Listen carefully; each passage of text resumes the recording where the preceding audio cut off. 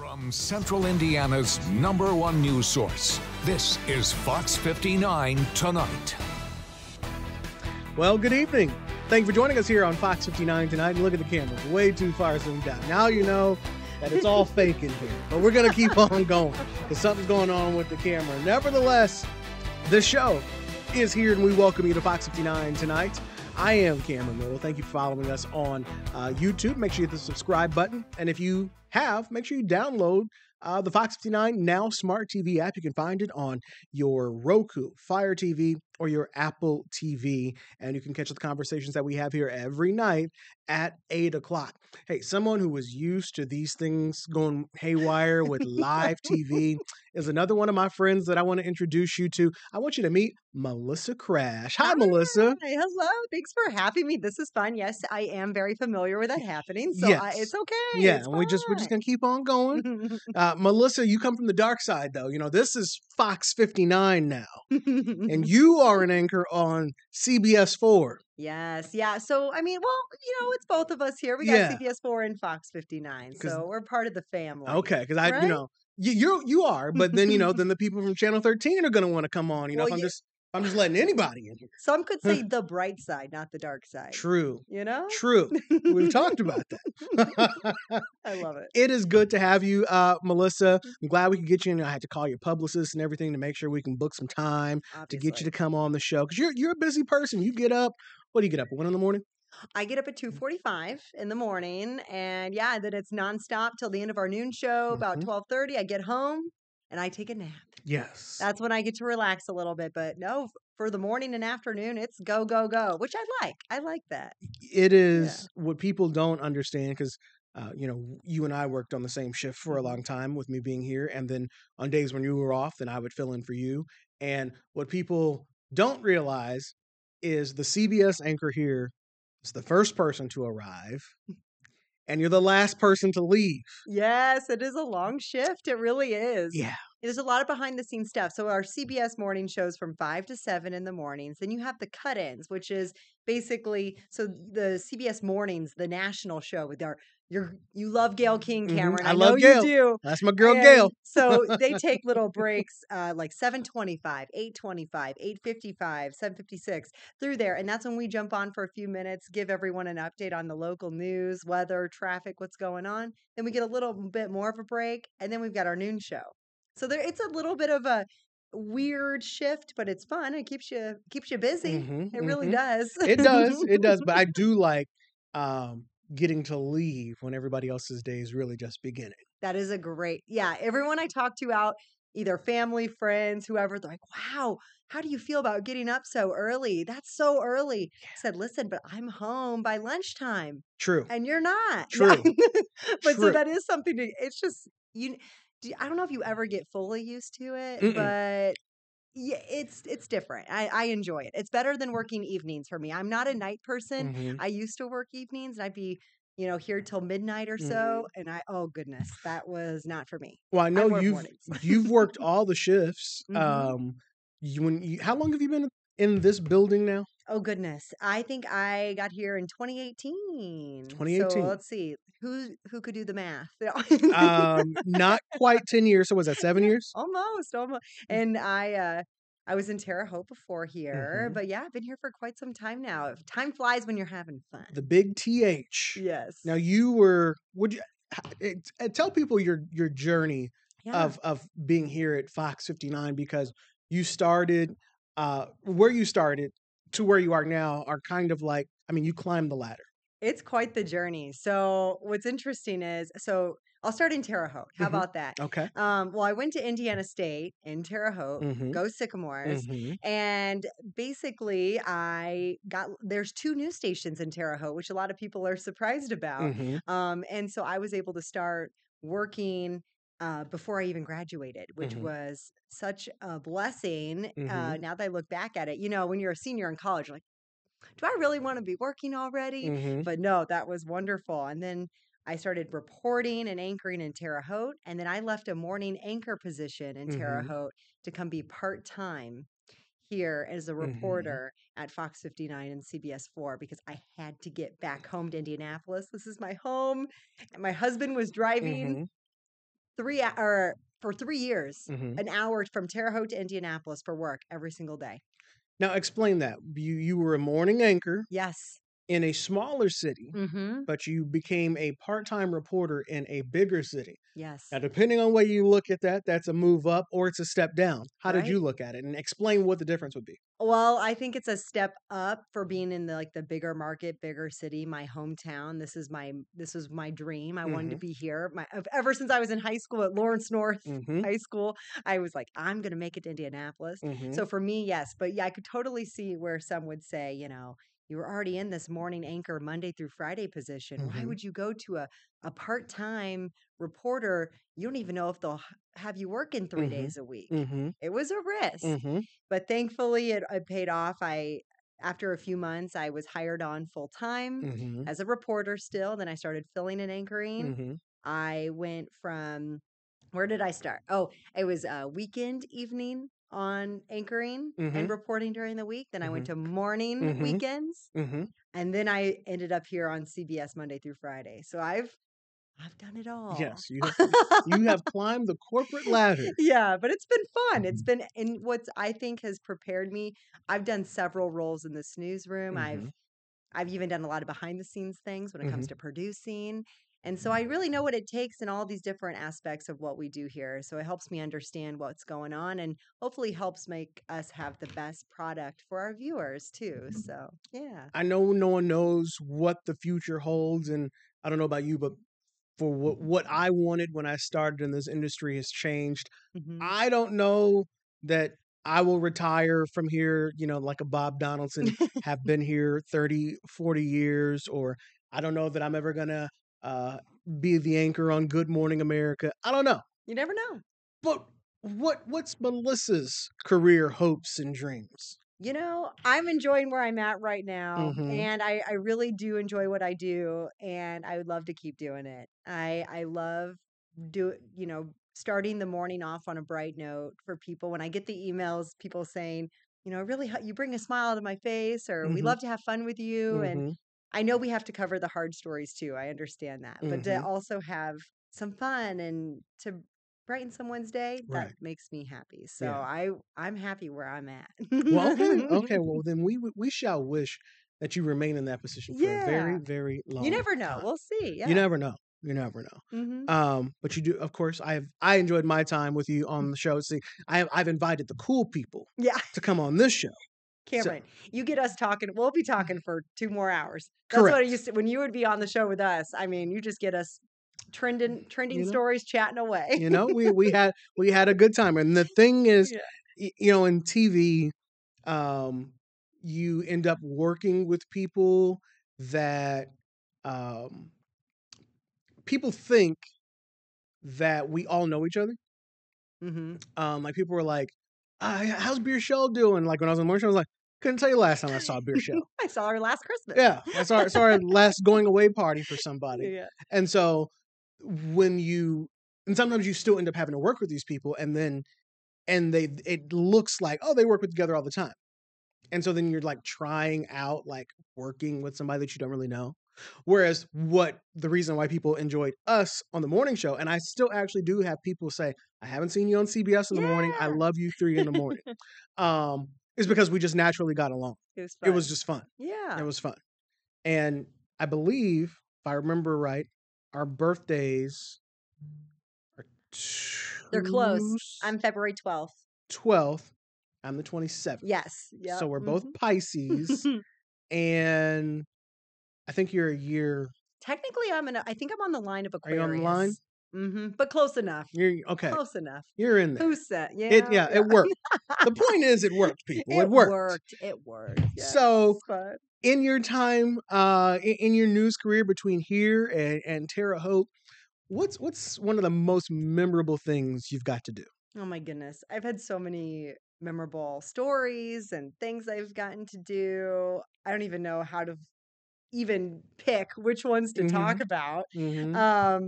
I would say I'll just talk about Indy here. I did a lot of our education stories for quite some time, so I had a chance to go into a lot of our local schools and talk to students, especially during the pandemic. which was obviously a very challenging time for schools. I remember doing the first story when Avon Schools was the first school to, I believe, close down for a few days or something due to COVID. And I did one of the first stories with them. And I'm like, wow, looking back now, if we only knew where that was going to happen. I've done our Destination Indiana series where I had a chance to like go to all these really neat spots around central Indiana and showcase them. Like the White River Canoe Company down the White River in Noblesville, or the Mascot Hall of Fame in Whiting, which I believe is moving somewhere else. But so really to highlight those sort of places, I brought a book with me. You have a Okay. book. So We this have is a show and tell. story, a little show and tell here. This is one of my favorite stories I ever did with our Veterans Voices pieces. And this was written by Charles Nix here. And he gave me his book. Sorry, there's a little bit of a glare, as you could see right there. I have some notes. He enlisted in 1948, just 3 years after World War II. And then we spoke with him, and he was nearly 91 years old. And he shares basically in this book his entire story of enlisting and being in the war and being in the services. And we sat there and just listened to his story. We were at his house for hours. He went through all these photos with us. I mean, in detail explained every single picture to us, what was going on. And then it was just one of the most memorable stories as he reflected on his time. And it was all about them hoping to share his story to inspire the next generations. And I thought that was just really impactful. And we got lots of messages from his family too that were so appreciative of us doing this story, because now they have this video and this story to keep with them from the years to come. So that's probably one of the more memorable stories. But then you have everything else from the Indy 500 and, everything else fun that we get to do as well. But that's my favorite. What's a Melissa story? And what I mean by that, a Cameron story is, anything with transportation, logistics, transit, like those are Cameron stories. Yeah. What's a Melissa story? What stories does Melissa like to tell? Well, I mentioned the education. That's why I used to highlight those. I love going into schools. Lately, I haven't been able to go out as much now that I'm anchoring on our CBS morning show. However, I've been doing a lot of stories with crash puns, with my last name being Crash. Correct. So I'm going to go ahead and, claim that a little bit right now. Now, did you ever realize that maybe you should have been a traffic anchor? A lot of people say that. They're like, either you made up your last name or you should have been a traffic anchor. What's going on here? When Justin Collard was here, they were like, you and Justin, what's going on? I said, no, one, I did not make up the name. It is Crash. And, you might be onto something. Maybe I should do a little more traffic. You could do a little more traffic. Traffic's hard, though. Let me tell you. I know. You filled in on traffic a little bit. As someone who is born and raised here in Indianapolis, and we're talking about all these roads being closed, or there's a crash here and there in the mornings, I get turned around. I still use my GPS everywhere I go. So maybe I would not be the best traffic anchor. I think you got it, because you Lawrence North. Lawrence North. Okay. North. Go Wildcats. And then college you went to? Indiana State. Terre Indiana Haute. State. Okay. Never left the Hoosier State. I was going to say, you're an Indiana girl all the way through. Yes, I am. And proud of it, too. It's actually pretty difficult for our job. Typically, you do have to jump around a little bit when it comes to states. I've had several friends have to move away. And I just happened to get lucky and not have to. So I didn't really want to. My family's here. Everybody's here. So. No, it's a good place to be. And there's so much that you learn when you stay in one place, or just working in your hometown alone, compared to other people who are not from here, and then they come and then they have to learn, okay, what is the city county building? And okay, that's not the Capitol building. And okay, wait, so Lawrence is in Indianapolis, right? Like it's a city inside the city. So those things, having that institutional knowledge is very valuable, especially in the morning when half of us are not thinking clearly yet because it's 2-3 in the morning. And it's like, you want me to cover what? Huh? Where? Yeah. And this is happening at what time? So it is good to have somebody like you in the newsroom who knows Indiana the way you do. If Had you ever thought about going anywhere else? No. Never crossed your mind? No, not at all. My husband, he's like, we should go to New York. We love New York Mm-hmm. City. It's one of my favorite places to visit for vacations, just for a long weekend. I'm a big Broadway person. And he always, what about New York? I'm like, well, have Hoda give me a call. Well, I guess Hoda's not there anymore. Have Savannah give me a call. We got to call Gail. Or Gail. We got to call Gail. Any of them. What's something that people wouldn't guess about you? Wouldn't guess about me. Oh goodness, that's hard. Maybe I'll just say I'm learning to golf right now. Really? Yeah. Okay. If that's something, I'm not athletic, and I'm very. I will talk about that. Yeah. And what did we normally say when we do when you do sports stories? Go sports! Yay sports! Yay sports! I am learning to golf. That is my 2025 goal for myself. I recently joined the Indiana Golf Foundation as a board member. Really? Yes. Through my friend JoJo Gentry, who you all might know. She was a sports anchor here at CBS4, but she moved off to California. So she got me on the board there. I'm their only board member that doesn't know how to golf.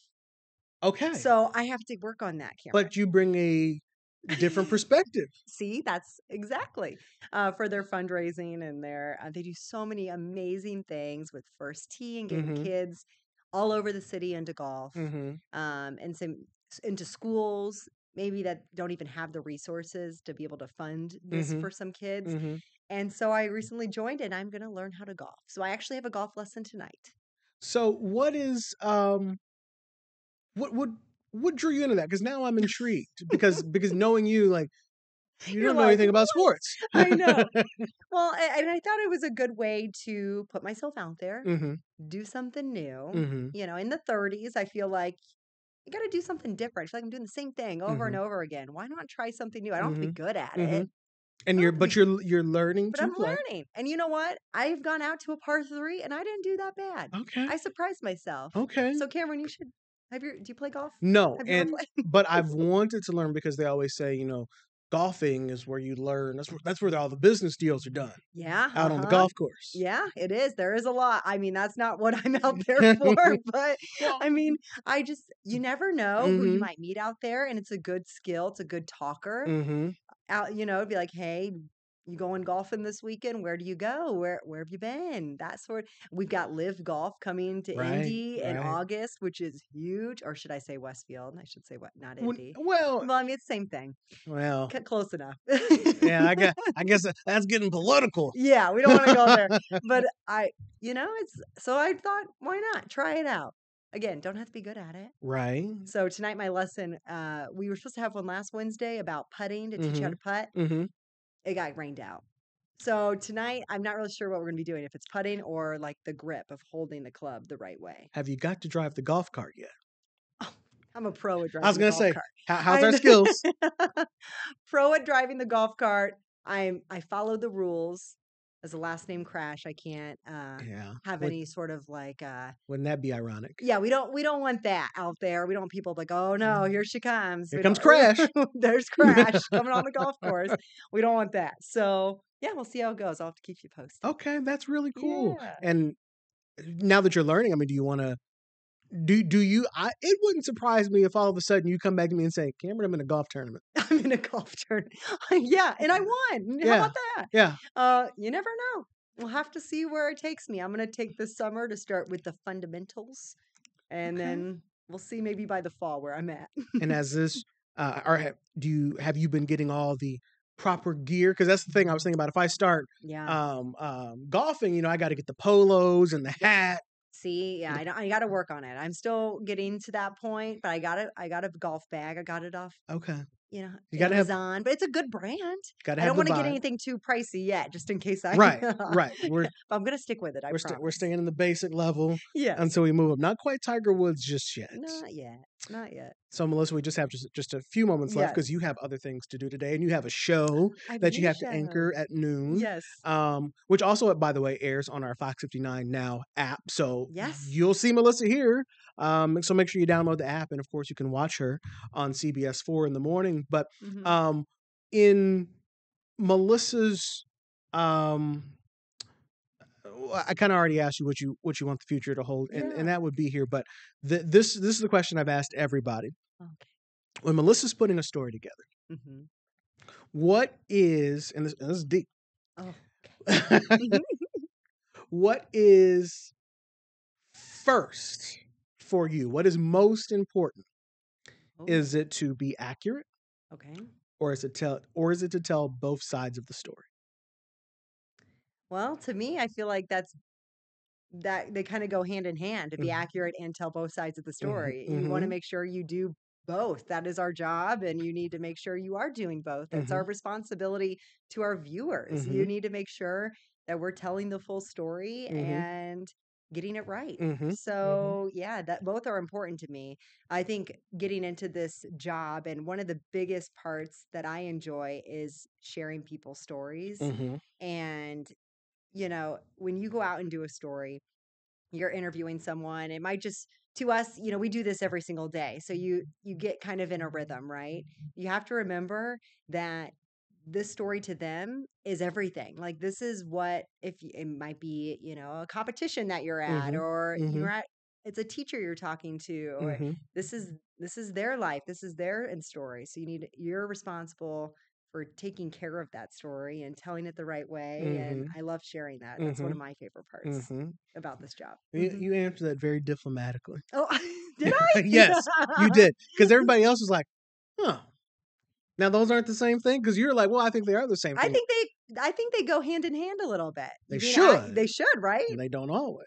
I guess that's true. And I guess when they don't, then what do you do? Right. I mean, that's when you might have a problem. You got to really decide what you're going to, but you need to make sure you're doing the right thing and telling the story accurately and both sides, so everyone can understand what's going on at home. Because we might know some stuff behind the scenes, but you have to make sure everyone's in the loop, right? Yes. So, yeah. See, that's my brain teaser that I've asked pretty much everybody, and I hope that I answered that.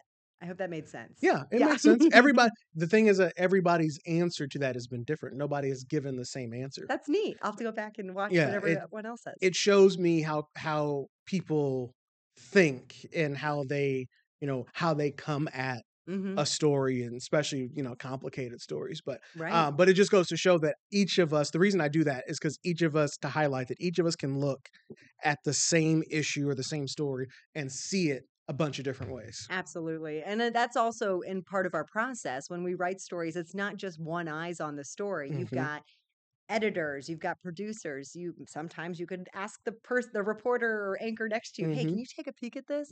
Because that's what we're all different. We all have different backgrounds. We all started in different cities and states and whatnot. So I think it's important to get those perspectives. I think so too. And we can always see the different perspectives in our newscast, because that's where we'll find Melissa Monday through Friday, 5 a.m. until 7 a.m. on CBS4, and then in between Gail, Tony, and Nate during CBS Mornings. And then after The Price is Right and Wayne Brady, Melissa's back with the news at noon every day. Every day. Melissa Crash, thank you for being literally one of the nicest people and sweetest people who work here.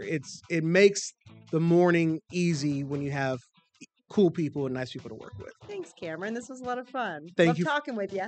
Thank you for coming by. That's going to do it for us here on Fox 59 tonight. We're back weeknights at 8 here on the Fox 59 Now app. I'm Cameron Riddle. Good night.